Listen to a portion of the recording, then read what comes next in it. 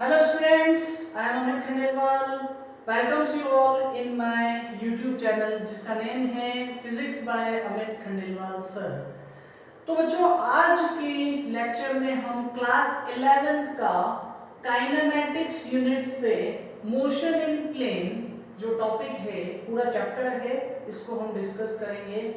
ये जो चैप्टर है इसमें जो भी टॉपिक्स हैं वो टॉपिक से रिलेटेड क्वेश्चंस न्यूमेरिकल्स आपके क्लास 11 एज वेल एज जो कंपटीशन एग्जाम्स हैं IIT NEET AIIMS JET etcetera इन सभी में यूज होंगे।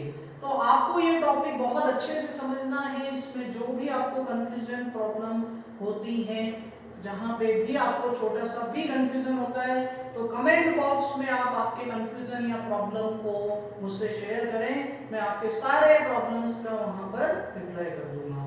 उसके अलावा आप डायरेक्टली भी मुझसे मेरे कांटेक्ट नंबर हैं इस पर भी डिस्कस कर सकते हैं कोई भी प्रॉब्लम हो तो स्टूडेंट्स ये स्टार्ट करने से पहले आपको यहाँ इसका वेटेज पता होना चाहिए। जो आपका सीबीएसई का जो पेपर आएगा एग्जाम का 11th क्लास का उसमें आपकी 3 यूनिट्स स्टार्टिंग की जो 3 यूनिट्स है unit first second and third 3 units combined होकर के कितने मार्क्स का इसमें वेटेज है आपके फाइनल जो टोटल नंबर ऑफ क्वेश्चन है उसमें 23 मार्क्स के क्वेश्चन इन तीनों यूनिट से आते हैं। तो बच्चों यहाँ पर आज हम जो टॉपिक स्टार्ट कर रहे हैं काइनेमैटिक्स में मोशन इन प्लेन। मैं सबसे पहले आपको मोशन इन प्लेन का मीनिंग बता देता हूँ। मोशन इन प्लेन का मीनिंग क्या है? अच्छा, काइनेमैटिक्स क्या है? Kinematics is a branch of physics. ये क्या है? फिजिक्स की ब्रांच है जिसमें हम डील करते हैं motion and type of motion in straight line and motion in plane. Motion in straight line क्या है? अगर ऑब्जेक्ट स्ट्रेट लाइन में मूविंग है तो उसको हम पूरा एक फिजिक्स की जो फिजिक्स का एक चैप्टर है मोशन इन प्लेन उसमें कंसीडर करते हैं। Sorry, motion in straight line में कंसीडर करते हैं। मोशन इन प्लेन में क्या होगा बच्चों? मोशन इन प्लेन में आपको यहाँ पे अगर कोई ऑब्जेक्ट मोशन कर रहा है वो मोशन कौन सी है? 3D motion. कैसे? मैं डायग्राम बना के बताता हूँ। Like there is an object, it is moving between 3D Cartesian system x, y and z. It is three-dimensional geometry, 3D geometry. इस ज्योमेट्री में कोई भी ऑब्जेक्ट है वो ऑब्जेक्ट अगर मूव कर रहा है, मूव हो रहा है, मान लीजिए ऑब्जेक्ट क्या है P एंड यहाँ x, y and z axis के जो कोऑर्डिनेट्स हैं उसको हम किससे शो करेंगे? x जो भी वैल्यू है उसको मैंने अभी x ही कंसीडर किया है। y एक्सिस के अलोंग जो कोऑर्डिनेट है यहाँ उसकी जो वैल्यू है उसको y कंसीडर किया है एंड z पे z कंसीडर किया है। तो ऑब्जेक्ट अगर फ्रीली मूव कर रहा है, कहीं पर भी मूव हो रहा है तो उसके मोशन को हम क्या बोलते हैं? 3D motion. एक एग्जांपल लेके मैं आपको बताता हूं। हम अपने डेली लाइफ में we see the motion of airplane.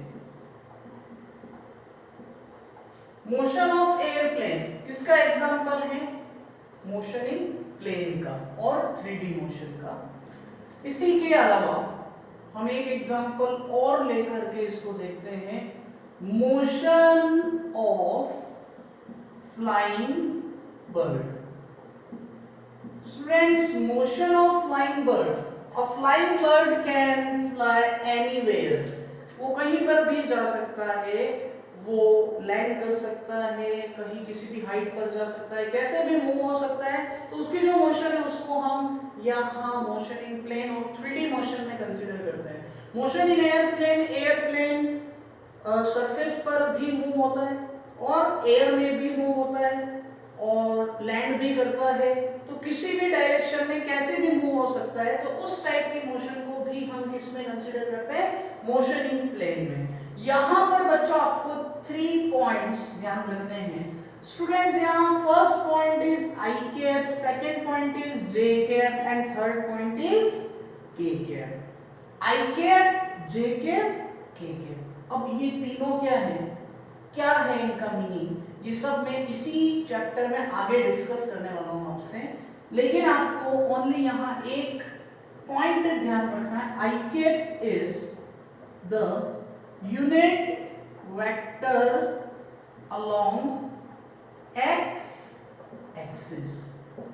क्या लिखा है मैंने, what I am writing here, unit vector along x axis is called I cap. Similarly unit vector along y axis is j cap. Unit vector along, it is similar, y axis is called j cap. And k cap क्या है students? Unit vector along z axis. समझ में आया आपको? Unit vector along x axis is I cap. Unit vector, vector क्या है मैं अभी आपको बता रहा हूं। यूनिट वेक्टर, यूनिट मींस 1, ऐसा वेक्टर जिसकी वैल्यू और मैग्नीट्यूड क्या हो 1, उसको क्या बोलते हैं unit vector. Unit vector along x axis I cap, x axis की डायरेक्शन में यूनिट वेक्टर जिसका मैग्नीट्यूड 1 हो, ऐसे वेक्टर को हम यूनिट वेक्टर बोलते हैं, उसका magnitude I cap. Y axis के अलोंग यूनिट वेक्टर का मैग्नीट्यूड जे कैप और इसका वैल्यू भी क्या होगा 1, एंड z एक्सिस के अलोंग क्या होगा k कैप। अगर हमको इसकी इक्वेशन लिखनी है, यहां मैंने ओरिजिन से इस पार्टिकल की जो पोजीशन है उसको शो करने के लिए एक और वेक्टर लिखा है r। r को स्टूडेंट्स क्या बोलते हैं, r is called position vector, r is called position vector.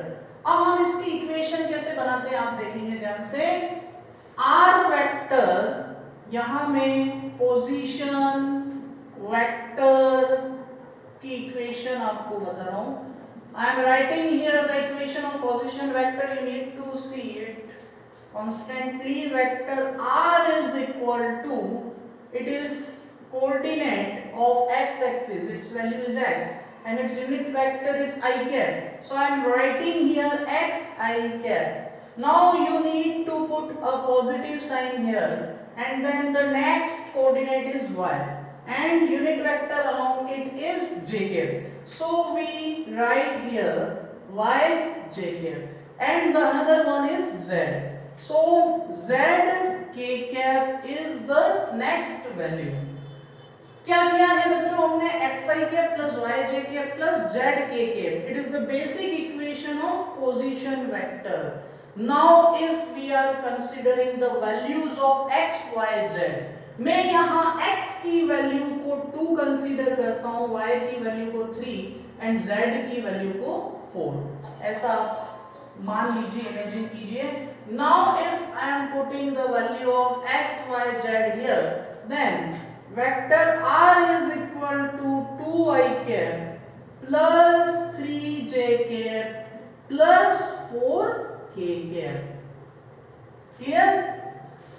It is the equation of position vector r of a body which is moving in a plane, or it is called motion in plane. The equation of its position vector of a body in motion in plane. Clear?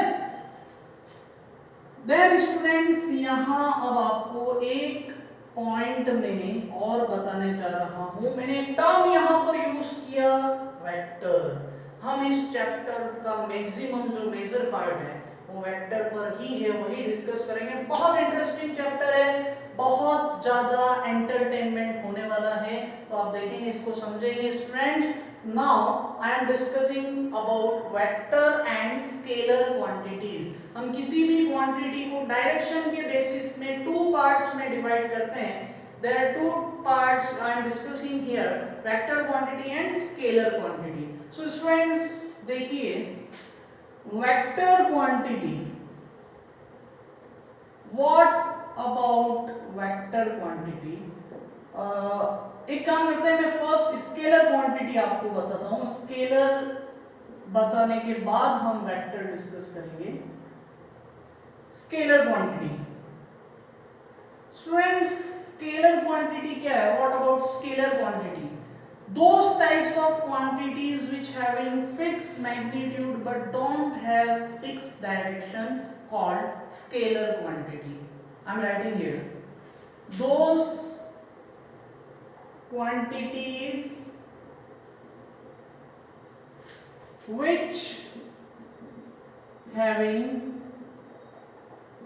fixed magnitude but not having direction, or direction is not fixed, is called scalar quantities. मैं आपको कुछ example बता रहा हूं, समझ में आएगा. Example of scalar quantities like distance, time, work,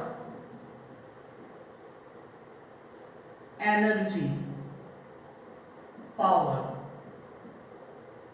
electric flux, or electric flux I will discuss later, etc. Students, now see here, one thing more, you can write speed, because speed you have already studied in class 9 about speed, velocity, distance, displacement. Now if I talk about distance, time, work, energy, power and speed, अगर हम यहाँ इनके बारे में discuss करते हैं, इन सारी quantities का मैग्नीट्यूड जो है वो फिक्स होता है, लेकिन कोई डायरेक्शन फिक्स नहीं होती है. लाइक डिस्टेंस, अगर कोई object A to B move हो रहा है तो वो पाथ जो है वो अगर स्ट्रेट लाइन में नहीं है, the path is not in straight line, the path is curved, then it is called distance. Distance is the length covered between two points in non-uniform direction. The maximum length covered between two points in non-uniform direction is called distance. तो distance में क्या होता है, direction fix नहीं है, magnitude fix है. Direction is not fix, magnitude is fix. Now I am writing here, consider that the length covered between A to B is 5 meter, but direction is not fixed. ये object ऐसे घूम के जा रहा है, इसकी बार बार direction change हो रही है, तो डायरेक्शन फिक्स नहीं है, बट मैग्नीट्यूड फिक्स है. Magnitude is 5 and direction not fix. Direction not fix. Okay. Similarly time की कोई डायरेक्शन नहीं है, टाइम हम डायरेक्ट देखते हैं, कैलकुलेट करते हैं. वर्क, आप वर्क डन करते हैं, वर्क की कोई डायरेक्शन नहीं होती है. Energy, power, speed same things हैं. तो ऐसी क्वांटिटीज को हम क्या बोलते हैं, स्केलर क्वांटिटीज. एक पॉइंट और, स्केलर क्वांटिटीज जो होती है, we can do algebraic sum of more than one same type of scalar quantities. More than one scalar quantities. More than one scalar quantities. What I am writing here? Scalar quantities. For scalar quantities, we can do algebraic sum. Like, if an object is covered distance from A to B, then A to B, the magnitude of distance is 2 meter. Then B to C, the magnitude of distance is like 4 meter. And then C to D, the magnitude of distance like 1 meter. So students, यहाँ पर if you calculate the total distance covered between A to D, the total distance covered between A to D, then this value is equal to S1 plus S2 plus S3, which is equal to 2 plus 4 plus 1, it is 7 meter. यहाँ आपने क्या देखा students, आपने देखा कि जो हमने total distance यहाँ कैलकुलेट की, वो क्या किया, इन सारे डिस्टेंसेस का एल्जेब्रिक सम किया। तो एल्जेब्रिक सम किया, नॉर्मल सम किया, जो मैथमेटिक्स में होता है वो स्केलर क्वांटिटीज में हम कर सकते हैं एल्जेब्रिक सम। बट ये एल्जेब्रिक सम अभी हम जो वेक्टर क्वांटिटीज डिस्कस करेंगे उसमें नहीं होता है, वहां वेक्टर सम होता है। तो वेक्टर क्वांटिटीज क्या है वो देखेंगे।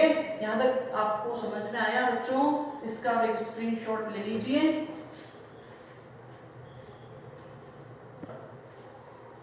तो स्टूडेंट्स, आपने स्केलर क्वांटिटी के बारे में देखा। Now I am discussing about vector quantity.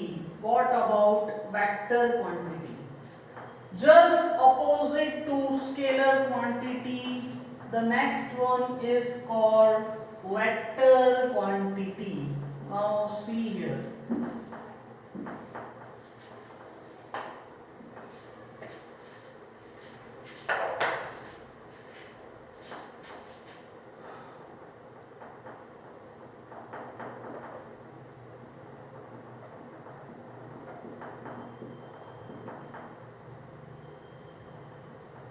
Students, what is vector quantity? Just opposite to scalar quantity. Those quantities which having fixed magnitude and fixed direction called vector quantities. क्या बोला मैंने? I am writing here. Those quantities which having fixed magnitude and fixed direction called vector quantities. Students, vector का example क्या है? आपको मैंने scalar का example बताया। अगर कोई ऑब्जेक्ट नॉन यूनिफॉर्म डायरेक्शन में मूविंग है, लेकिन उसके मोशन में जो भी क्वांटिटी है उसका मैग्नीट्यूड फिक्स है, उसको हमने क्या पढ़ा? Scalar quantities. मैं कुछ एग्जांपल देता हूं। मुझे यहाँ उदयपुर से और पर्टिकुलर जयपुर तक जाना है, किसी सिटी तक, तो मुझे बार बार अपने पाथ को चेंज करना होगा, क्योंकि रोड पूरा स्ट्रेट नहीं है फ्रॉम उदयपुर टू जयपुर। तो मैंने जो डिस्टेंस कवर की उदयपुर से जयपुर तक, उस डिस्टेंस को क्या किया मैंने? डिफरेंट डायरेक्शंस में कवर किया। तो वो हुई मेरे थ्रू कवर्ड डिस्टेंस। और वो डिस्टेंस जो है वो कौन सी क्वांटिटी होगी इन दोनों में से? Scalar quantity. व्हाई? बिकॉज मैंने क्या किया? अगेन एंड अगेन अपनी डायरेक्शन को चेंज किया। लेकिन आप ऐसा कंसीडर करो कि मुझे यहां किसी पॉइंट से और सामने किसी पॉइंट तक जाना है, और मैं सीधा स्ट्रेट लाइन में मूविंग हूं, अपनी डायरेक्शन चेंज नहीं कर रहा हूं। तो अभी जो मैंने ये लेंथ कवर की है उसको हम डिस्टेंस नहीं बोल के क्या बोलेंगे? डिस्प्लेसमेंट। और वो डिस्प्लेसमेंट जो होगा वो कौन सी क्वांटिटी है? Vector quantity. So I am discussing about vector quantity, those quantities which having fixed magnitude and fixed direction. Now if I am walking on this surface in a straight line from this point to another point, then the length of path covered through me is called displacement and it is called vector quantity. Are you getting me? Now I am sketching it, what I am saying right now. Okay, so I am writing some examples. First of all, I am telling you that I am at point A and going towards point B. The length of path covered through me is from A to B in a straight line is 5 meter. But this 5 meter is called displacement covered by me. So it is the difference between displacement and distance. Distance में direction fix नहीं होती है, displacement में direction fix होती है। That's why it is called vector quantity and distance is called scalar quantity. बहुत सारी quantities हैं, there are 1000 number of quantities in the examples of scalar quantity and vector quantity. मैंने यहाँ पर उन्हीं क्वांटिटीज के नेम आपको शो किए हैं जो आप 10th तक स्टडी करके आए। न्यू थिंग्स, जैसे जैसे हम आगे बढ़ेंगे धीरे धीरे मैं आपको इन्वॉल्व कराता जाऊंगा। बहुत सारी न्यू क्वांटिटीज आप अब स्टडी करने वाले हैं, इस बात का ध्यान रखें। तो यहाँ पर इसका एग्जांपल स्टूडेंट वेक्टर क्वांटिटीज का एग्जांपल और क्या हो सकता है, लाइक फर्स्ट हमने क्या लिखा है, डिस्प्लेसमेंट। आपने वहां स्पीड देखा, speed is the rate of change in distance, और डिस्टेंस आपने देखा स्केलर है, that's why speed is also scalar. But displacement में जो चेंज आ रहा है टाइम के रेस्पेक्ट में, इट इज कॉल्ड वेलोसिटी। बच्चों ये सब हम पढ़ेंगे, कब पढ़ेंगे, काइनेमेटिक्स में ही आगे चल के। Distance, displacement, velocity, speed, acceleration and there types, ये सारी चीजें हम पढ़ने वाले हैं। बहुत ही इंटरेस्ट आने वाला है आपको, देखते चलिए।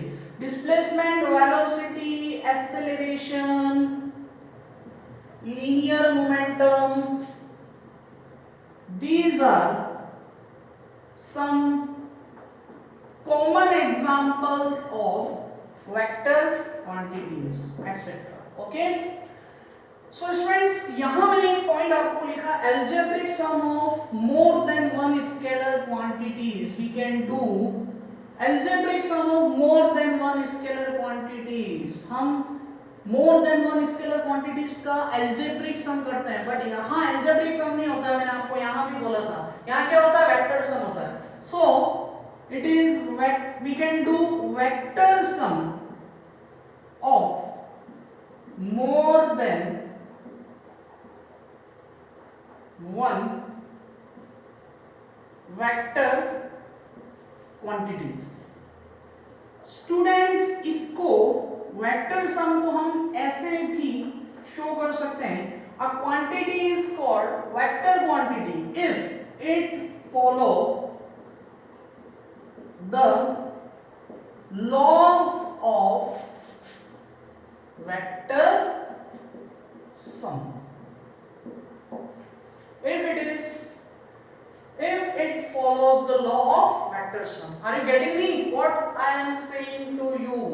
So students, these are the differences between scalar quantity and vector quantity. Now मैं यहाँ आपको कुछ differences इन दोनों quantities के बीच में टेबुलर फॉर्म में बता रहा हूँ, आपको देखना है।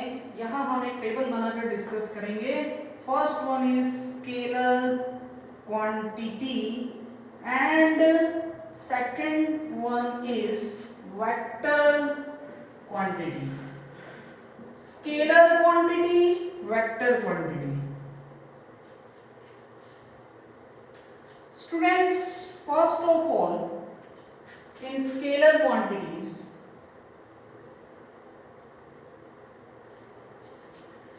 आपको टेबल समझ में आ गई होगी। मैं डिफरेंस यहाँ पर आपको डिस्कस कर रहा हूँ between scalar quantity and vector quantity. So students, first difference आप खुद बता सकते हैं, आपने अभी स्टडी किया है। क्या है फर्स्ट डिफरेंस? मैग्नीट्यूड दोनों में होता है, डायरेक्शन वेक्टर में होती है, स्केलर क्वांटिटीज में कोई डायरेक्शन फिक्स नहीं होती है। यही फर्स्ट डिफरेंस है कि fix magnitude but direction is not fixed. Clear? Vector quantity क्या होगा? Fix magnitude and direction, fixed direction and fixed direction. तो बच्चों ये आपका डिफरेंस हमने फर्स्ट देखा स्केलर और वेक्टर में। Second difference, magnitude and direction को मैंने एक साथ में यहाँ डिस्कस किया है। Second difference, we can do algebraic sum, we can do algebraic sum of scalar quantities. हम क्या कर सकते हैं स्टूडेंट्स, हम स्केलर क्वांटिटी का नॉर्मल जो सम होता है, मैथमेटिकल सम, अलजेब्रिक सम कर सकते हैं। वेक्टर सम क्या होता है मैं आपको बताऊंगा इसी चैप्टर में आगे चल के, तो उसके कुछ लॉज हैं वेक्टर सम के, हम डिस्कस करेंगे तब मैं सारी चीज आपको डीप में बताऊंगा। फिलहाल आप नेम ध्यान रखें कि जो वेक्टर क्वांटिटीज है उसका हम क्या कर सकते हैं, vector sum. So we can do vector sum of vector quantities, but we cannot do algebraic sum. Normal algebraic sum हम नहीं कर सकते हैं। There are some common examples of vector quantities and there are some common examples of scalar quantities. और भी examples आप ले सकते हैं scalar quantity and vector quantity में, इन दोनों के बीच में। अच्छा, एक में ऐसी क्वांटिटी को आपको नेम बता रहा हूं जिसमें बहुत बच्चों को कंफ्यूजन रहता है, और वो क्वांटिटी अभी 11th में और कंपटीशन में भी पूछ लेते हैं। बेसिक सा क्वेश्चन है, बहुत बेसिक क्वेश्चन है, लेकिन सोचना पड़ेगा आपको, थोड़ा सा सोचना पड़ेगा, इंटरेस्टिंग है।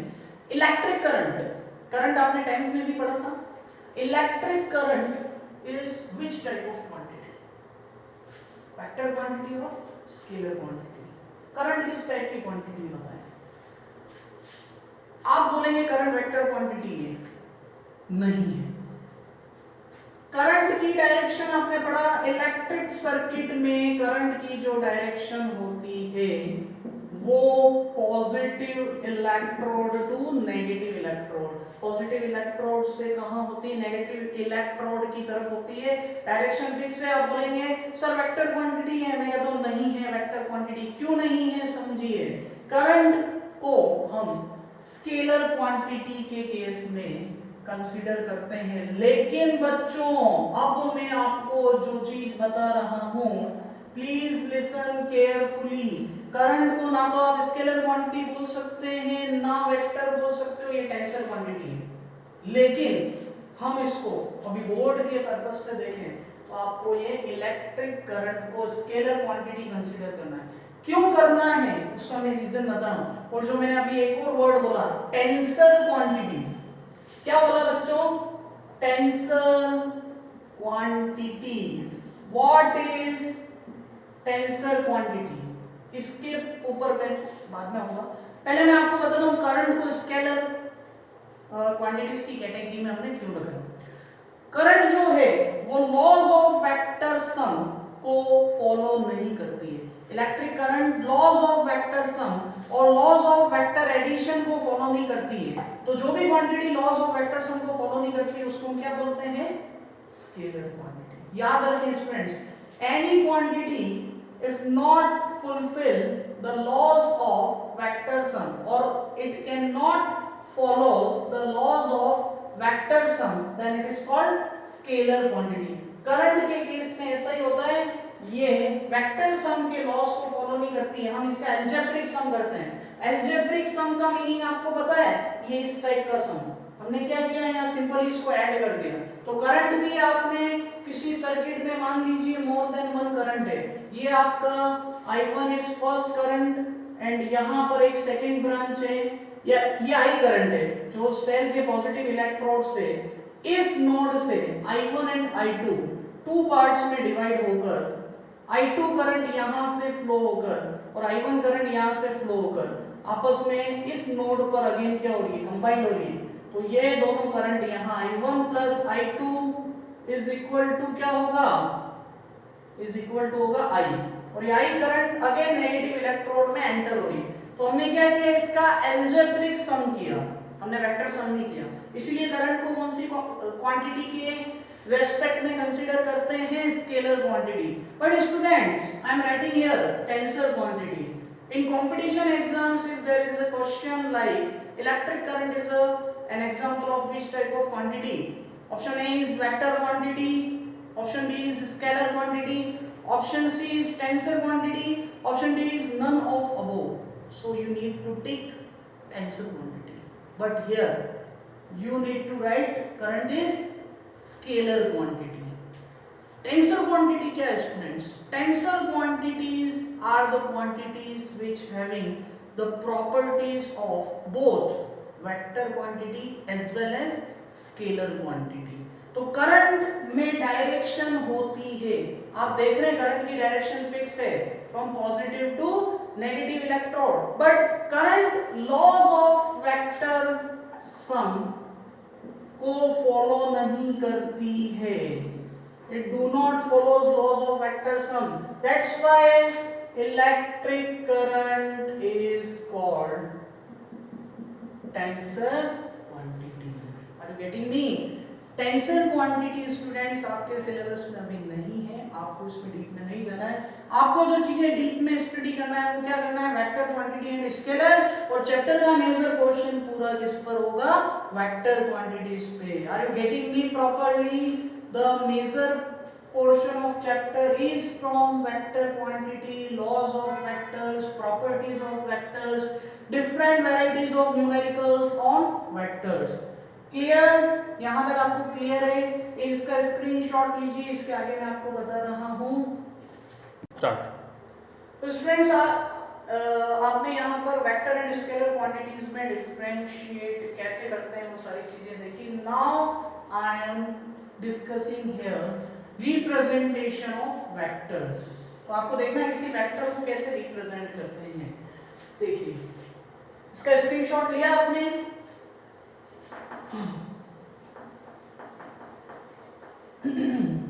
स्टूडेंट्स जो भी चीजें हैं फिजिक्स में डेली आपको स्टडी करके आपके नोट्स जो हैं आपको क्या करना है students, you need to carry a pen and a register, a new register, और जो कुछ भी मैं पढ़ा रहा हूं उनको सबको टॉपिक्स को आपको आपके खुद के नोट्स बनाने हैं घर पे बैठ के। फिजिक्स के हर एक टॉपिक को डिफरेंट क्वेश्चंस के बेसिस पर and each numerical I will solve here, और बहुत ही इंटरेस्टिंग वे में हम उसको डिस्कस करने वाले हैं। But what you need to remember, you need to carry a pen and a register. अपने नोट्स बनाइए, जो भी प्रॉब्लम है डिस्कस करते रहिए, और जो भी प्रॉब्लम आपसे सॉल्व नहीं हो रही है उसको अदर स्टूडेंट्स जो आपके फ्रेंड्स हैं उससे भी डिस्कस कीजिए, उससे आप प्रॉब्लम्स कैसे बनती हैं उसको भी सॉल्व करने का मेथड आपको ज्यादा से ज्यादा आएगा।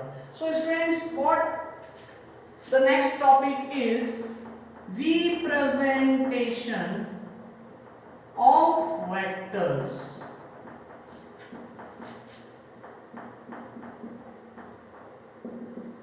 Representation of vectors. How to represent the vector quantities? See here.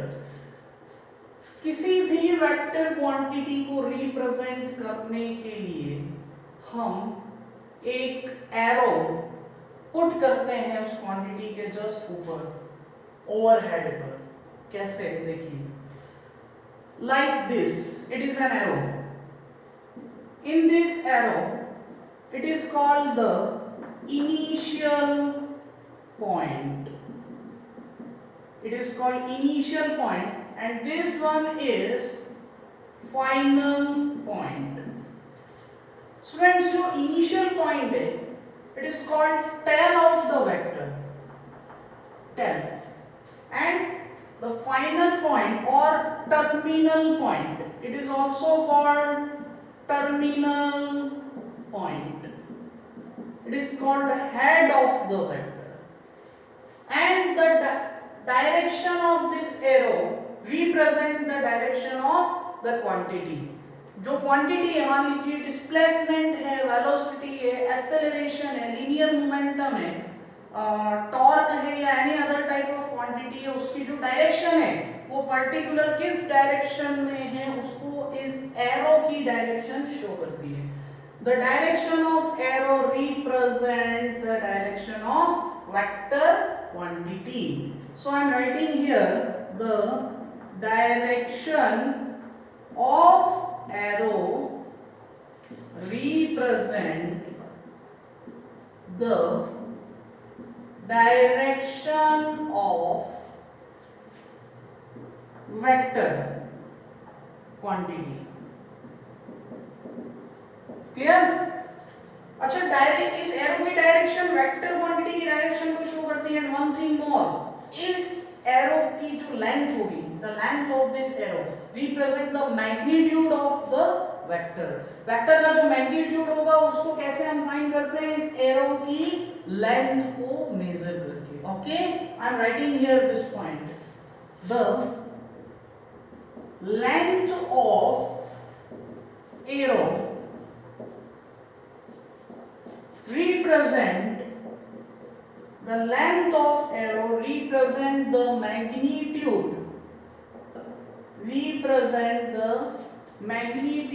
of vector quantity। Clear students? So हम किसी भी वेक्टर को कैसे रिप्रेजेंट करते हैं, to put an arrow over the quantity. अब मैं आपको कुछ एग्जांपल बताता हूं, लाइक डिस्प्लेसमेंट। डिस्प्लेसमेंट को स्टूडेंट्स आपने अभी देखा, what is displacement? The minimum length of path covered between two points in fixed direction is called displacement. So now the direction of displacement is from A to B. ये जो displacement है उसको आप किससे show करेंगे, S से। और vector quantity आपने क्या किया, एक ओवरहेड, एक एरो पुट किया उसके ओवरहेड पर। सो ये एक डिनोशन है, किसका डिनोशन है, वेक्टर क्वांटिटी को कैसे डिनोट किया जाता है। एक और एग्जांपल मैं आपको बताता हूं, स्पीड। स्पीड क्या होता है students? rate of change in displacement. How can you write rate of change in displacement? ds by dt, rate of change in displacement।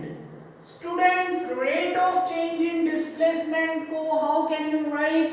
ds by dt। ds means difference in displacement, dt means difference in time, दोनों का ratio is equal to speed। Now the speed is which type of quantity? Vector quantity, because it depends on displacement, and displacement is also a vector quantity. So if we define speed, velocity, speed and velocity are similar terms, that's why not speed is scalar quantity, velocity I am talking about velocity, okay, not speed। Velocity is rate of change in displacement, displacement is vector quantity, that's why velocity is also called vector quantity। Now see here, if an object is moving from A to B, इसको मैं एक और difference second type से आपको बताता हूं। It is an equilateral triangle, it is an equilateral triangle, A, B and C। Now if I am talking about distance, distance is what? Scalar, distance is what? Scalar quantity, and it is denoted through S। Then the distance between A to B is considered as AC plus CB। AC plus CB is equal to the distance covered between A to B। And if I talk about displacement, displacement is vector quantity। So vector quantity आपको क्या करना है, आपको A to B तक का displacement cover करना है। और आपने स्टडी किया डिस्प्लेसमेंट की डायरेक्शन क्या होगी, फिक्स। तो A to B का जो डिस्प्लेसमेंट होगा वो किसके इक्वल होगा, AB के, बट डिस्टेंस किसके इक्वल होगा, AC plus CB के।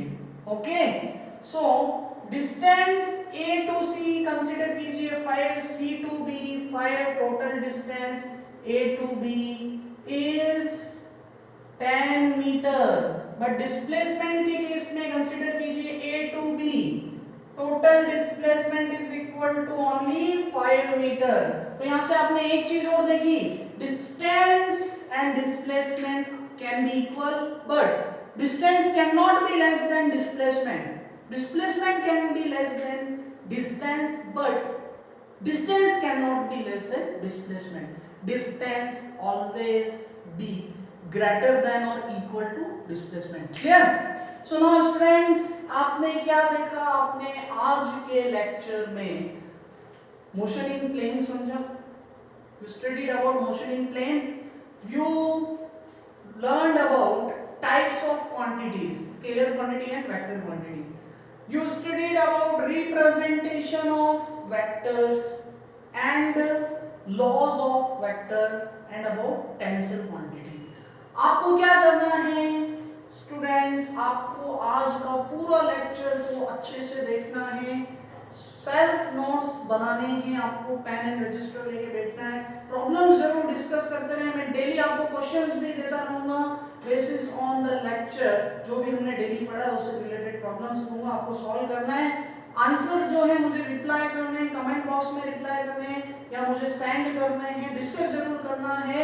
इसी के बाद वाला जो पोर्शन है बहुत इंटरेस्टिंग स्टार्ट होने वाला है, बहुत इंटरेस्टिंग चैप्टर है, बहुत एंटरटेनमेंट होने वाला है एंड बहुत बेस्ट रिजल्ट आपका आने वाला है, जिसका कमिटमेंट करता हूं मैं, यानी कि अमित खंडेलवाल. तो बच्चों ठीक है, आज के लेक्चर में इतना ही. नेक्स्ट लेक्चर में हम मिलते हैं, तब तक के लिए goodbye, have a nice day. Students please subscribe, like and share my YouTube channel जिसका नाम है physics by Amit Khandelwal sir. और भी इंटरेस्टिंग एंड बहुत ही अच्छे वीडियोस के साथ में नेक्स्ट लेक्चर में आपके साथ में मैं डिस्कस करूंगा. तो मेरे चैनल को please subscribe, like and share जरूर करें, अदर स्टूडेंट्स को फॉरवर्ड करें. कंटेंट जो है वो मैक्सिमम स्टूडेंट्स तक जाना चाहिए और सारी चीजें बहुत इंटरेस्टिंग वे में आपके सामने डिस्कस करने वाला हूँ. Goodbye, have a nice day.